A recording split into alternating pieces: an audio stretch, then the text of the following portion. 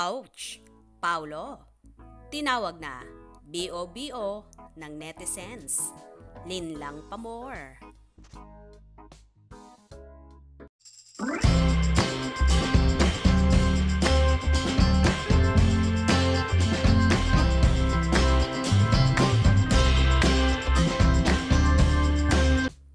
Game na nakipagbiruan si Paulo Avellino sa mga fan ng Linlang. Mabenta ngayon ang aktor na napapanood sa Prime series, kung saan kinaiinisan ang kanyang karakter. Kaya naman may ilang mga nagpapatama kay Paulo sa ex, Victor at may Paulo Avellino. Ang bobo mo. Shoot ako. Mabuti nga sa'yo. Makulong. Bobo mo. Say ng isang fan.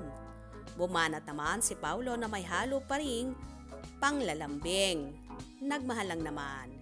Hirit ng aktor.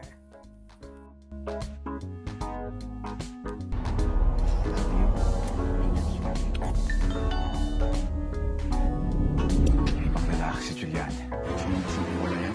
Gusto mo na nga namin. Hindi ko na kita mo yung pangako mo, ha? Napapakas na mo. Tinulong mo kayo magkakapit. Mga nakakatawa. Wala ka rin ng ebidensya. Wala ka sa buhay mo. Kasi sinungaling pa rin ba kayo? Marami nga sa fanay ang hook na hook at very affected sa mga nangyayari sa Linlang.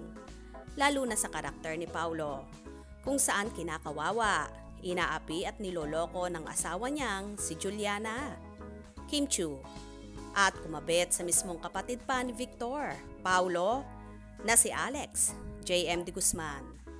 Tila halos lahat naman ay nawiwindang sa istorya ng serye at marami nga ang nakaka-relate dito. Ayon pa nga sa mga cast ng Linlang sa naging interview sa kanila, karamihan ng mga istoryang ginawa nila ay pawang totoo at kung kani-kaninong taong nakaka-experience ang kinuhanan nila ng pahayag. Kaya naman marami talaga ang nakasubaybay at masyadong dinadamdam ang lahat.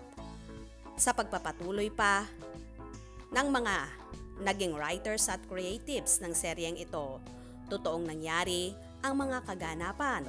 Kaya naman marami ang nanggigigil at nalilinlang sa multi-awarded series na ito.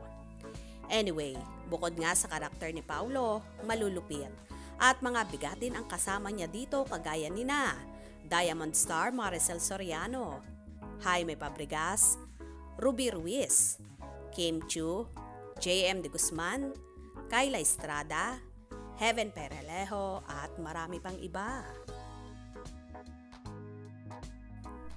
Tiyak namang magugulantang kayo sa mga susunod pang episodes ng Linlang kung saan ipinalalabas tuwing Webes. Kaya naman sa mga gustong high blood at manggigil, palaging tumutok at subaybayan ang fresh episode ng Linlang. Kaya naman tumutok at wag na wag bibitiw sa mga maiinit na kaganapan. Anong inyong magiging reaction sa bidyong ito? Comment below.